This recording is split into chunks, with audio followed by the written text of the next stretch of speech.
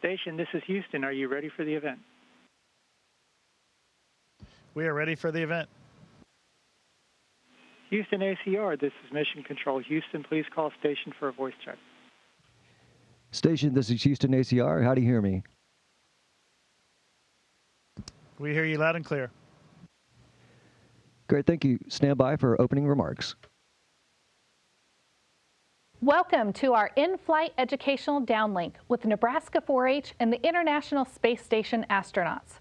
1 in 3 age-eligible youth in Nebraska are engaged in the 4-H program, which equates to 140,000 young people. This downlink is part of our Launching Nebraskanauts into the Foreseeable Future program, where we are focusing on teaching college and career readiness skills, specifically collaboration, communication, creativity, and critical thinking through STEM-related learning opportunities. In 4-H, we believe in the power of young people. We see that every child has valuable strengths and real influence to improve the world around us. With that, let's launch into the first question. Hi, my name is Connor. I'm from Sarpy County in Nebraska. My question is, how do you get chosen to go to space? Thanks for the question, Connor. Once we get selected as astronauts, we go through about a 2-year process of astronaut training. And once we come out of that, then we're technically able to be assigned to a mission. But it usually takes many more years of training and working in our office, different jobs supporting other people that are launching before we get the call to go to space by our boss. So we work really hard, and hopefully we get the chance in a career to fly in space at least once. And if you're lucky like most of us, you get to do it a few times. Hi, my name is Abby Lindsley. I am from Butler County in Nebraska. My question is, what knowledge, skills, and experiences should astronauts have to qualify for this job? Thanks for that question, Abby. Most of us in the astronaut office have backgrounds in engineering or science and in technical fields. Some folks come from the military and have operational skills, but I would say in general that the skills that we need to have are similar to the skills that you're working on in your program. So it's important to be a really good team member, to be able to work in a group to solve problems, so collaboration is really important. We train really hard to face any experience that might come up, but sometimes you have to be creative to solve problems. You need to be able to communicate really well amongst your team members and also with the team members on the ground. And cooperation is just, in general, really very important for us. Critical thinking as problems come up and trying to think of different ways to solve them. So those are the skills that you're working on. Those are the skills that are important for us. Hi, I'm Madeline from Douglas County. How do you overcome the language barrier when working with astronauts from other countries? It's a great question. Thanks, Maddie. I think first of all you have to work hard on languages. It never ever comes easy, but it's very valuable. And you have to study. You have to. There's a lot of stuff on the internet that you can get to get to an intermediate level. And then for the next step, you have to go abroad. I mean, you have to immerse yourself in another culture, and that's what everybody does. I mean, we train in Russia, we train in NASA in Houston, Texas. We train in Europe, we train in Japan. You go there, you meet the people. And that's how you learn foreign languages. You have to be willing to, get out of your comfort zone. And sometimes you feel like you can't express yourself as well as you wish you would. But I think the result is it goes a long way, and then you learn a lot about other cultures, about other people. That opens up your mind and is fantastic. So I think a lot of hard work and being willing to, go there, take the extra step, and get out of your comfort zone. Hi. My name is Marlene. I am from Sarpy County in Nebraska. My question is, how does the space station stay up there? We stay in this in orbit of about 250 miles above the Earth because we're going the speed that we're going. So we're going really fast, but we're not going too fast. And if we slow down, then we'd start coming down. However, Earth's gravity is still pulling on us a little bit. So we do decay our orbit a little bit every day. And every so often, we'll have to reboost it back up to about 250 miles. And then we just stay at a constant speed of about 17,500 miles an hour. Hi, my name is Rylan. I'm from Sarpy County in Nebraska, and my question is, Why is there no gravity in space? Well, Rylan, where we are, which is still pretty close to our planet, there is gravity. So we still feel the effects of gravity. Our Earth is a massive object, so it still has gravity as far out as we are, and actually still much farther out. So we would need to get going a whole lot faster in our rocket to get all the way away from Earth and keep going, which is a good thing for us because we want to stay in orbit around the Earth. We're actually in a free fall, so it's as if we are falling and falling around the planet.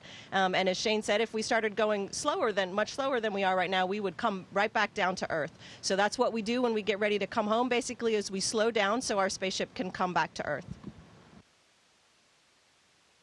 Hi, my name is Elizabeth Hilgerman. I am from Lancaster County.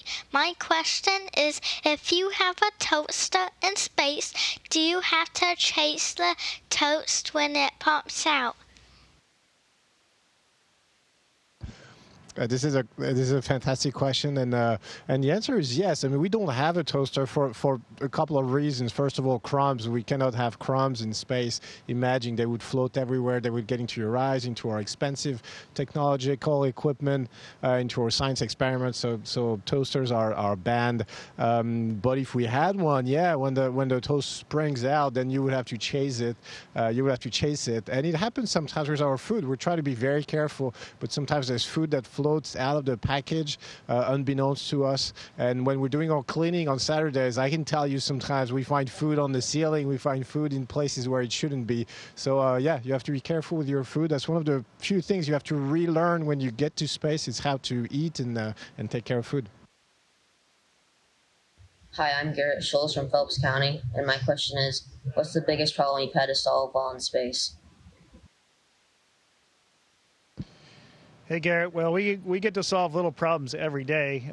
Thank goodness we have the mission control teams around the world that are also with us and helping us solve these problems.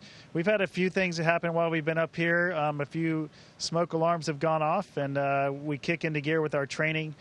We respond just like we did in training, and the great folks on the ground taught us how to do that. And then we just start working the procedures with our crewmates, who are very well trained, and I'm very happy to be up here with them. So we get the chance, I would say an opportunity, obviously, to solve problems every day. And then when the big ones come up, it's not that big a deal for us. We just rely on our training and the expertise of the crew members and the ground teams.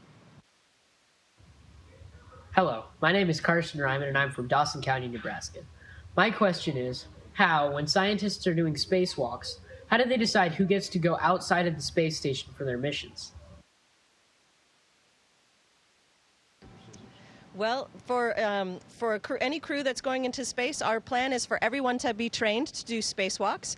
There might be a number of spacewalks during a given mission, and there might be none at all. So it's important for everyone to have the training to do all of the different tasks, to give flexibility so that we can get everything done that needs to get done. There's not just spacewalks. There's obviously lots of science experiments going on. There's robotics going on. So everybody gets training in all of these areas. And then when it comes time to actually send a couple people out the door, we try to make sure that everybody gets the opportunity to do that and choose a mix of skills that's going to guarantee success when they get out there.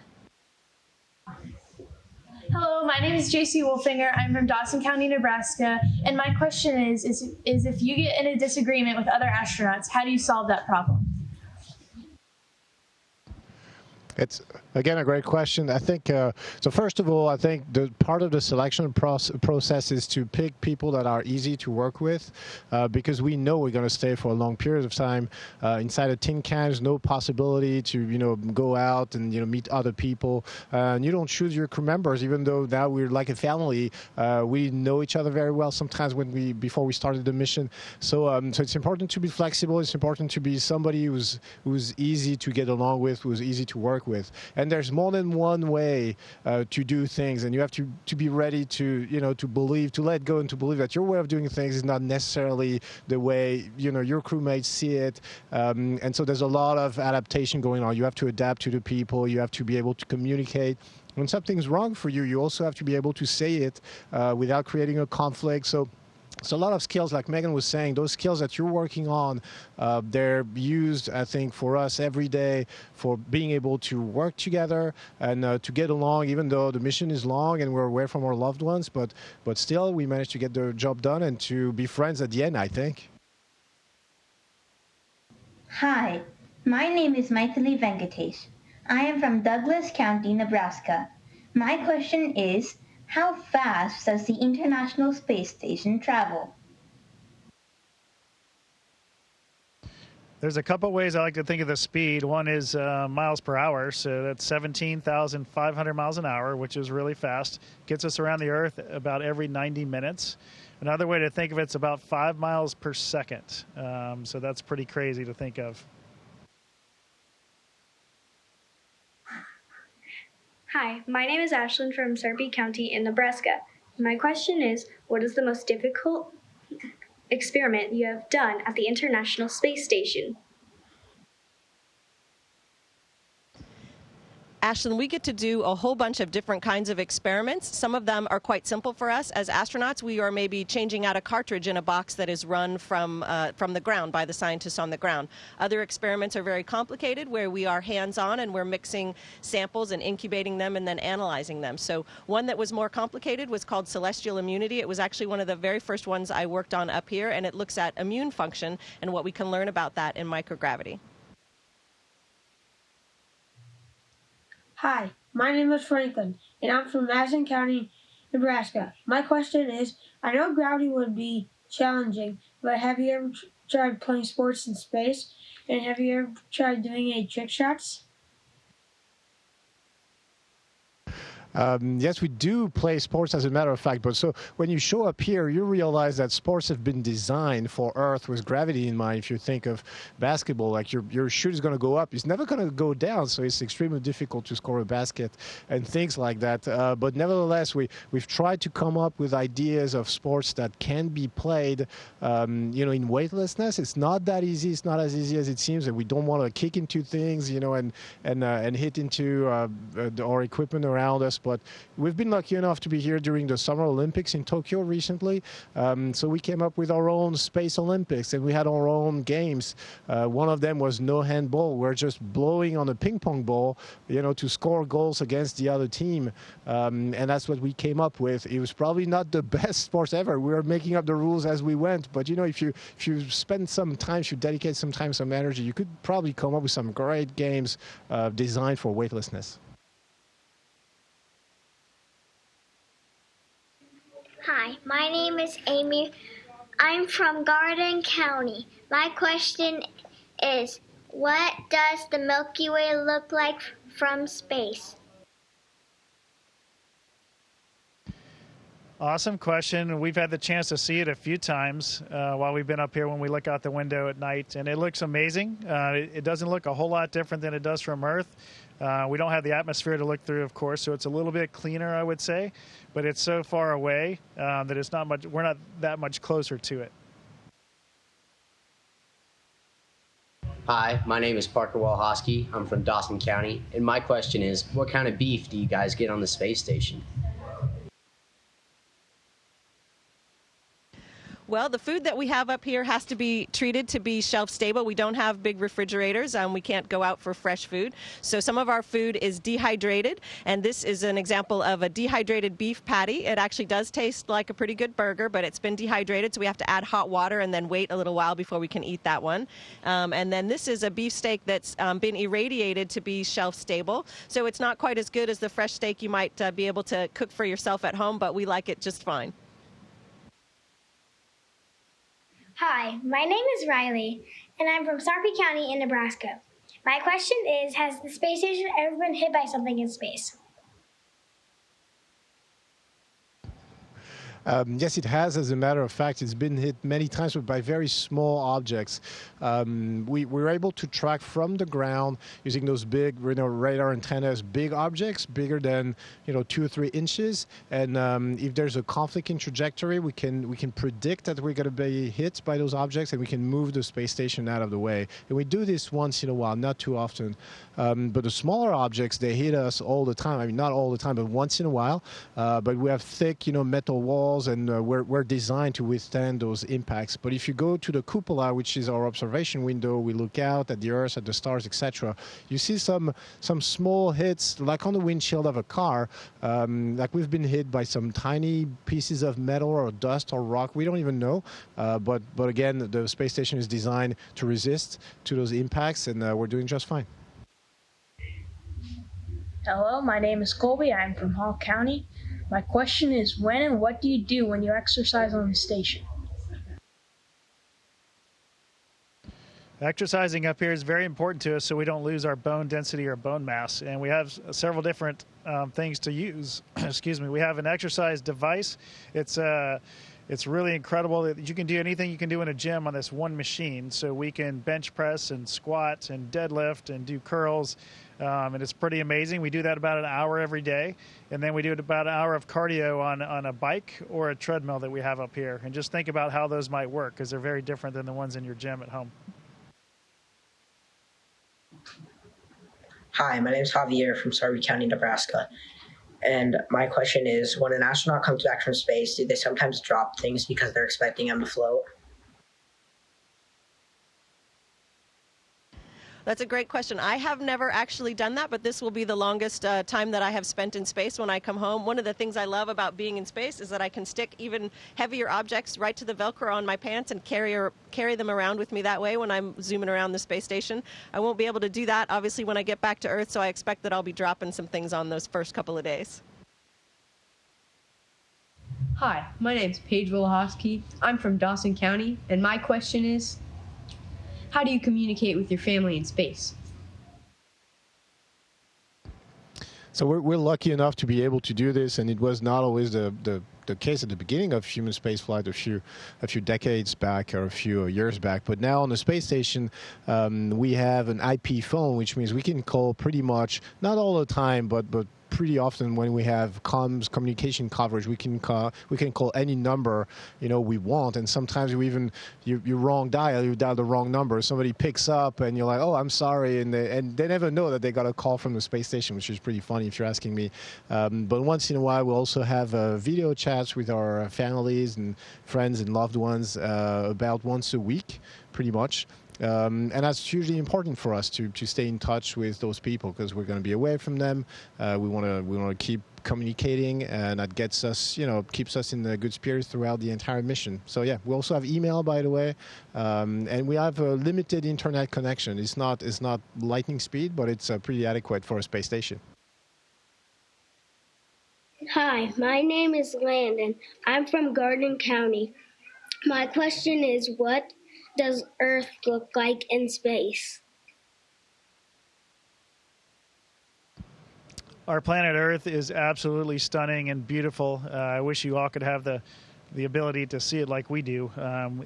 We try to do it every day, at least several times, looking out our windows. We don't have a lot of windows up here, but we do want to take time every day to look at our incredible planet. Hopefully you can see, if you're on social media, or you can get somebody to show you some of the pictures that we've been taking and follow that, or even see live downlinks of video from the International Space Station's cameras. It's truly spectacular. To me, it doesn't matter where we are in the world. I just see beauty in different ways, whether we're over a desert or the Bahamas or mountain peaks. They're all extremely striking and beautiful to me. Hi, my name is Chrissy. I am from Sarpy County, Nebraska. My question is, what do you do for free time on the space station? Well, one of the things we all love to do, as Shane mentioned, is we do love to look out the windows that we have back at our planet, and sometimes take photographs of some of our favorite places. That's a nice pastime for all of us. We also will spend time phoning our friends and family on Earth. I like to read, and so I'll read books up here, and also sometimes watch TV programs or movies. Thank you to NASA and the astronauts on the International Space Station for taking the time to answer questions from our young people across the state of Nebraska. We would also like to thank all of the educators, professionals, and volunteers with our education, business and industry, and organizational partners who help make this experience out of this world. Nebraskanauts, have a wonderful rest of your day at Mission Control in Grand Island and at our satellite locations across the state.